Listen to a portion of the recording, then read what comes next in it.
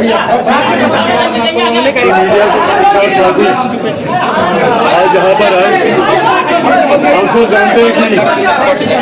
मेरे नेता, मेरे आदर्श और मेरे पिताजी आदरणीय रामविलास पासवान जी के जयंती दिवस के दिन से हम लोगों ने आशीर्वाद यात्रा की हम लोगों ने शुरुआत की थी और ये यात्रा बिहार के हर जगह से होती हुई ये जाएगी। पर इसी दौरान हम लोग को नहीं मिली बेतिया में जहरीली शराब पीने से लगभग 16 लोगों की दुखद मृत्यु हुई। आज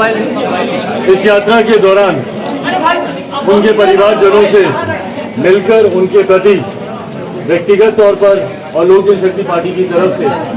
अपनी संवेदनाएं हम लोग जाकर प्रकट करेंगे। पर साथ ही में ये सवाल भी उठता है राज्य सरकार पर और मौजूदा मुख्यमंत्री नीतीश कुमार जी पर कि उन्होंने निरंतरता में शराबबंदी कानून को लेकर वाहवाही लूटने का प्रयास किया। लोकसभा के चुनाव हो, विधानसभा के चुनाव हो या अपनी उपलब्धियों के तौर पर उन्होंने निरंतरता में शराबबंदी कानून का उन्होंने जिक्र किया और जबकि हम लोग उनको प्रमाण के साथ इस बात को लेकर हम लोग उनको आगाह करते रहे कि भैया शराबबंदी कानून बिहार में पूरी तरीके से विफल रहा है और जिस जल्दबाजी में इन्होंने इस कानून को बनाया, आज जब जनसंख्या कानून की बात आती है तो ये एक आम राय बनाने की बात करते हैं। तो भैया जब शराबबंदी कानून की जब आप बात कर रहे थे तो उस वक्त आपने आम राय लेना क्यों नहीं जरूरी समझा? जिस जल्दबाजी में और जिस कठोरता के साथ ये इस कानून को लेकर आए और उस कानून को इम्प्लीमेंट कराने में, एग्जीक्यूट कराने में जिस तरीके से मौजूदा मुख्यमंत्री नीतीश कुमार जी और उनकी प्रदेश सरकार विफल रही है, उसी का परिणाम है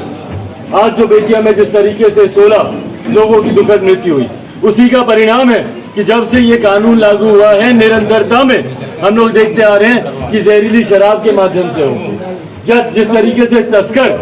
तस्करी को बढ़ावा मिल रहा है, वो नए नए तस्कर उत्पन्न हो रहे हैं, वो पैदा हो रहे हैं। तो तमाम चीजें अपने में दर्शाती हैं कि भैया ये कानून पूरी तरीके से विफल रहा है। पर हमारे मुख्यमंत्री नीतीश कुमार जी जिस तरीके से आंख कान मूंद कर इस विषय पर बैठे हैं, वो सच्चाई जानना ही नहीं चाहते और इसीलिए मैं उनसे आग्रह करता हूं कि भैया एक बार ऐसी जगह का भी वो दौरा करें।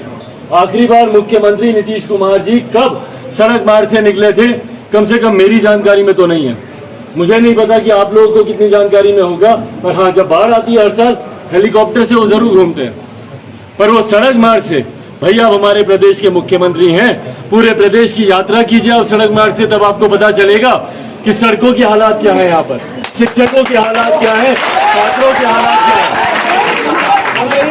शिक्षकों के हालात क्या है, छात्रों के हालात क्या है, बेरोजगारी की दर किस तरीके से हमारे प्रदेश में बढ़ती जा रही है, पलायन किस तरीके से बढ़ता जा रहा है। जाकर देखें, बुजुर्गों से जाकर मिले हमारे मुख्यमंत्री, तो वो बताएंगे कि कैसे पीढ़ी दर पीढ़ी उनके यहाँ से पलायन होता जा रहा है। दूसरे प्रदेशों में बिहार का युवा जा रहा है, वहां पर उनको अपमानित किया जाता है, उनको बेइज्जत किया जाता है, पर परिस्थिति ऐसी हो गई है बिहार के युवाओं की कि वो अपने राज्य में रहकर ही ना वो रोजगार कर सकते हैं, ना कोई व्यवसाय कर सकते हैं। इन तमाम चीजों की जानकारी मुख्यमंत्री जी को मुख्यमंत्री आवास पर बैठकर नहीं हो सकती है। उसके लिए उनको बाहर निकलना पड़ेगा, जनता के बीच आना पड़ेगा। चुनाव के दौरान जिस तरीके से वो मंच पर जाकर सभाएं करते हैं, एक बार जनता के बीच भी वो जाएं, गांव में जाएं, वहां पर जाकर पूछे कि क्या उनकी 7 निश्चय योजना पूरी तरीके से धरातल पर उतरी है। उनसे जाकर पूछे कि नली गली नल जल योजना जो वो लेकर आए उसमें किस तरीके से भ्रष्टाचार हो रहा है। बिहार में एक ऐसा सरकारी काम नहीं है जो बिना घूस का पैसा दिए हो जाए। इन तमाम चीजों की जानकारी मुख्यमंत्री नीतीश कुमार जी को तभी होगी जब वो सड़क पर उतरेंगे,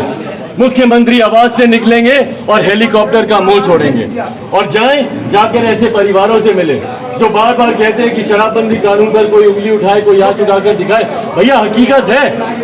शराबबंदी कानून लागू नहीं हुआ, इसीलिए तस्कर पैदा हो रहे हैं। इसीलिए आपके शासन प्रशासन की मदद से आज की तारीख में तो शराब की होम डिलीवरी हो रही है।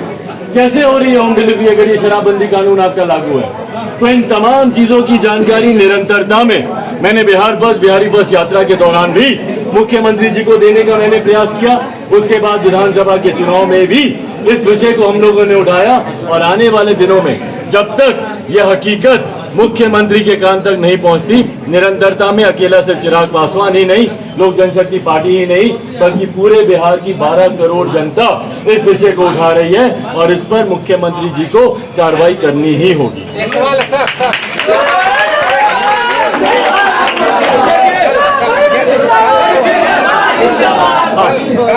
कल आपके चाचा की मुलाकात अमित शाह और प्रिंस राज की हुई है और